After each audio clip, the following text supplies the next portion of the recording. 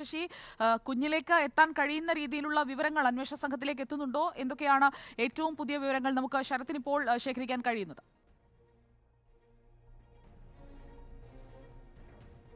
സുജയ, ഇപ്പോൾ കുട്ടിയെ ഈഞ്ചക്കൽ ഭാഗത്ത് കണ്ടു എന്നുള്ള രീതിയിൽ ചില അത്തരത്തിലുള്ള വിവരങ്ങളൊക്കെ തന്നെ പുറത്തു വരുന്ന സാഹചര്യം. ഒരു വീട്ടുകാർ തന്നെ പോലീസിനെ വിവരമറിയിച്ച് അവരുടെ CCTV ദൃശ്യങ്ങളിൽ ഇത്തരത്തിൽ ഒരു കുട്ടിയെയുമായി വാഹനത്തിൽ പോകുന്നത് കണ്ടു എന്നാണ് അവർ പറഞ്ഞിരിക്കുന്നത്.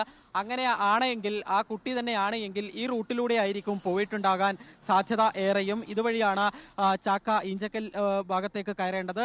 അപ്പോൾ സ്വാഭാവികമായും പോലീസിന് ക്രോസ് ചെക്ക് ചെയ്യാൻ ഏറെ സഹായം ചെയ്യുന്ന, അതായത് ഈ ഈഞ്ചക്കൽ ഭാഗത്തെ ദൃശ്യങ്ങളിൽ കാണുന്ന വാഹനത്തിലുള്ളത് തട്ടിക്കൊണ്ടുപോയ കുട്ടിയുടെ ദൃശ്യങ്ങളാണോ എന്ന് ഉറപ്പിക്കുന്നതിന് പോലീസ് ഏറ്റവും കൂടുതൽ ആശ്രയിക്കാൻ വേണ്ടി പോകുന്നത് ഇപ്പോൾ നമ്മൾ കാണുന്ന ബ്രഹ്മോസ് എയറോസ്പേസിന്റെ ഗേറ്റ് 1-ലുള്ള ഈ ക്യാമറയായിരിക്കും.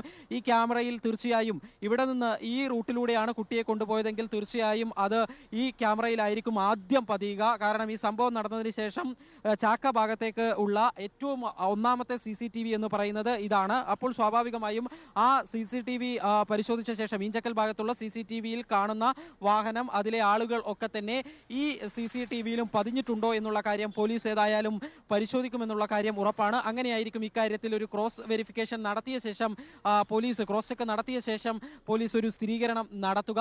ഏതായാലും പോലീസിനെ സംബന്ധിച്ചിടത്തോളം ഈ ഒരു ഇപ്പോൾ കിട്ടിയ വിവരത്തിന്റെ അടിസ്ഥാനത്തിൽ ആ സാധ്യതകൾ സംബന്ധിച്ചിട്ടുള്ള അന്വേഷണത്തിലേക്ക് പോലീസ് കടന്നു കഴിഞ്ഞിട്ടുണ്ട്. CCTV ദൃശ്യങ്ങൾ നേരത്തെ തന്നെ പരിശോധിച്ചു തുടങ്ങിയിരുന്നു. ഈ നഗരവുമായി ബന്ധപ്പെട്ട് പലയിടങ്ങളിലും പോലീസ് ഇത്തരത്തിൽ CCTV ദൃശ്യങ്ങൾ ശേഖരിച്ചു.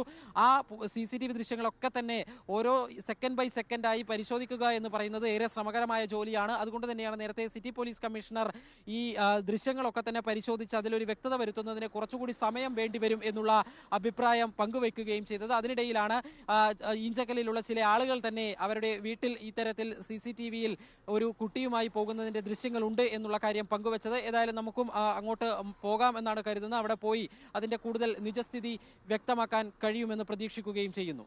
ഓക്കെ ശരത്ത്, കൂടുതൽ വിവരങ്ങൾ ശേഖരിക്കുക. നമ്മുടെ ടീം ഇപ്പോൾ കണ്ടെത്തിയിരിക്കുന്നത് പ്രധാനപ്പെട്ട വിവരമാണ്. നേരത്തെ PR പ്രവീണ സൂചിപ്പിച്ചു. ഇപ്പോൾ ശരത് കെ ശശി അതിന് ഒരു തുടർച്ച നൽകി. ഓൾ സയൻസ് കോളേജിൽ പരിശോധന നടക്കുന്നുണ്ട് എന്ന വിവരമാണ് ആർ ശ്രീജിത്ത് പങ്കുവച്ചത്. ആർ ശ്രീജിത്തിലേക്ക് ഒരിക്കൽ കൂടി. ആർ ശ്രീജിത്ത്, ഓൾ സയൻസ് കോളേജിൽ ഇപ്പോൾ എങ്ങനെയാണ് പരിശോധന നടക്കുന്നത്? കുട്ടിയുമായി ആ ഭാഗത്തേക്ക് വന്ന അല്ലെങ്കിൽ വരാനുള്ള സാധ്യതകൾ അതും ഒഴിച്ചിടാതെ എല്ലാ ഇടങ്ങളിലും തേടുകയാണോ പോലീസ്?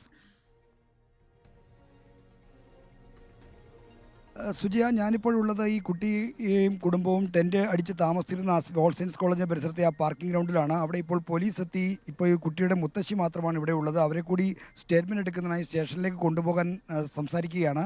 എന്നാൽ ഈ മുത്തശ്ശി അവരുടെ കൂടി പോലീസിനൊപ്പം പോകാൻ വിസമ്മതിക്കുന്നു. ബാക്കി എല്ലാവരും, നേരത്തെ ഉണ്ടായിരുന്ന ഇവിടെ ഉണ്ടായിരുന്ന കുട്ടികളടക്കം എല്ലാവരെയും സ്റ്റേഷനിലേക്ക് മാറ്റിയിട്ടുണ്ട്, മാതാപിതാക്കൾക്കൊപ്പം മാറ്റിയിട്ടുണ്ട്. പോലീസിൻ്റെ ഈ തട്ടിക്കൊണ്ടുപോയലുമായി ബന്ധപ്പെട്ട് പലതരത്തിലുള്ള മൊഴിയാണ് ഈ വീട്ടിലുള്ള ആളുകൾ നൽകുന്നത്. അപ്പോൾ വൈരുദ്ധ്യം നിറഞ്ഞ ഈ മൊഴിയുടെ എല്ലാം പരിശോധിച്ച് ഒരു വ്യക്തത വരുത്തുന്നതിന് വേണ്ടിയാണ് മൊഴികൾ എല്ലാവരുടെയും എടുക്കാൻ പോലീസ് തീരുമാനിച്ചത്. നേരത്തെ പ്രവീൺ റിപ്പോർട്ട് ചെയ്ത പ്രകാരം ഈ ഈഞ്ചക്കൽ ഭാഗത്തുള്ള CCTVയുടെ ദൃശ്യങ്ങൾ എന്ന് പറയുന്നതല്ലാതെ മറ്റൊരു ഉപയോഗപ്രദമായ തെളിവുകളും ഇതുവരെ പോലീസ് ലഭിച്ചിട്ടില്ല.